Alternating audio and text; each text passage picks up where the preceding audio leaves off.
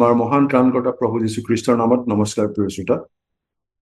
আজিৰ শাস্ত্ৰ পাঠ প্ৰথম পিতৰ 2 নম্বৰ অধ্যায়ৰ 1 পৰা 3 নম্বৰ পদ।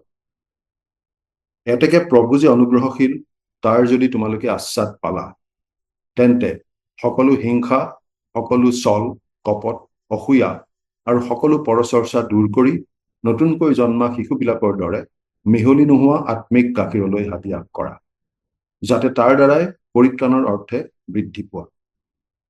সেয়া আছিল প্ৰথম পিতৰ 2 নম্বৰ অধ্যায়ৰ 1 পৰা 3 নম্বৰ পদ। এগৰাকী বিখ্যাত লোকে কৈছিল যে বাইবেলে আমাক পাপৰ পৰা আঁতৰাই ৰাখিব, নহলে পাপে আমাক বাইবেলৰ পৰা আঁতৰাই ৰাখিব। বাইবেল হৈছে ঈশ্বৰৰ জীৱন্ত বাক্য। ইয়াৰ যোগেৰে ঈশ্বৰে আমাক কথা কয়। ঈশ্বৰে আমাক আকাশৰ পৰা আজি কথা নকয়, তেওঁৰ জীৱন্ত বাক্য বাইবেলৰ যোগেৰে কথা কয়। যিসকল লোকে নিয়মিতভাৱে বাইবেল পঢ়ে, তেওঁলোকে নিয়মিতভাৱে ঈশ্বৰৰ পৰা কিবা নহয় কিবা এটা নতুন কথা শিকিবলৈ পায়। এগৰাকী বিশ্বাসৰ বীৰ হিচাপে পৰিচিত জৰ্জ মুলাৰে কৈছিল, মই খ্ৰীষ্টক বিশ্বাস কৰি গ্ৰহণ কৰাৰ পাছত প্ৰথম 3 বছৰ ঈশ্বৰৰ বাক্য পঢ়াৰ ক্ষেত্ৰত অৱহেলা কৰিছিলোঁ। কিন্তু যেতিয়াৰে পৰা মই ঈশ্বৰৰ বাক্য অতি যত্নেৰে অনুসন্ধান কৰিবলৈ আৰম্ভ কৰিলোঁ, মই যি আশীৰ্বাদ পাবলৈ ধৰিলোঁ সেয়া অতি অপূৰ্ব। মই বাইবেলখন 100 বাৰ ইমূৰৰ পৰা সিমূৰলৈকে পঢ়িছোঁ আৰু প্ৰতিবাৰতেই মই অধিককৈ আনন্দ উপভোগ কৰিছোঁ।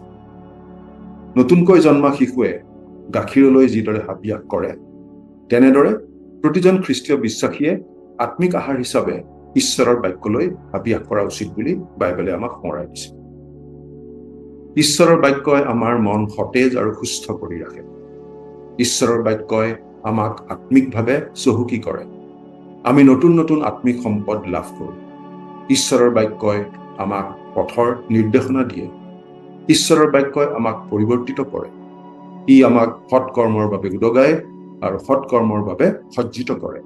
ঈশ্বৰৰ বাক্যই আমাৰ বিশ্বাস অধিক দৃঢ় আৰু শক্তিশালী কৰে। ই আমাক প্ৰলোভনৰ পৰা আঁতৰি থকাত সহায় কৰে।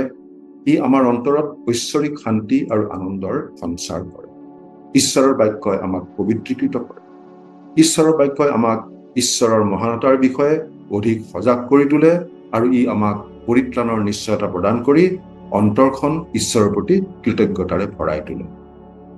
বিখ্যাত গ্ৰন্থ পিলগ্ৰিমছ প্ৰগ্ৰেছৰ লেখক জন বানিয়নে এনেদৰে সাক্ষ্য দিছিল, বাইবেলখন পঢ়ক আৰু আকৌ পঢ়ক, আৰু ইয়াৰ মাজত লুকাই থকা ঈশ্বৰৰ ইচ্ছা আৰু ঈশ্বৰৰ মনটোৰ বিষয়ে আপোনাক বুজাই দি সহায় কৰিবলৈ কোনো নাই বুলি ভাবি হতাশ নহব। আপোনাৰ হাতত কোনো কমেণ্টাৰী নাই বুলি বা নাইবা কোনো ব্যাখ্যাকাৰকৰ গ্ৰন্থ নাই বুলি হতাশ নহব। প্ৰাৰ্থনা কৰক আৰু বাইবেলখন পঢ়ক, পঢ়ক আৰু প্ৰাৰ্থনা কৰক। মানুহৰ পৰা বহুত কিবা কিবি শিকাতকৈ ঈশ্বৰৰ পৰা অলপ শিকিব পৰাটো বহুত ভাল কথা। নিয়মিতভাৱে বাইবেল নপঢ়াকৈ কোনো খ্ৰীষ্টীয় বিশ্বাসীয়ে আত্মিক জীৱনত সফল হ'ব নোৱাৰে। ঈশ্বৰৰ বাক্য পঢ়া, অধ্যয়ন কৰা আৰু ধ্যান কৰা প্ৰতিজন খ্ৰীষ্টীয় বিশ্বাসীৰ জীৱনৰ অবিচ্ছেদ্য অংগ হৈ পৰা উচিত। প্ৰাৰ্থনা কৰিম।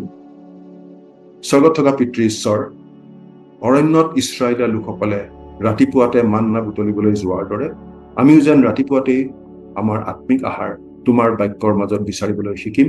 আমাক এনে সহায় কৰা। তোমাৰ বাক্যৰ প্ৰতি আমি কৰি অহা অৱহেলাৰ কাৰণে আমাক ক্ষমা কৰা। আজিৰ দিনটো তোমাৰ হাততে গতাইছো। ত্ৰাণকৰ্তা প্ৰভু যীশুৰ নামত, আমেন।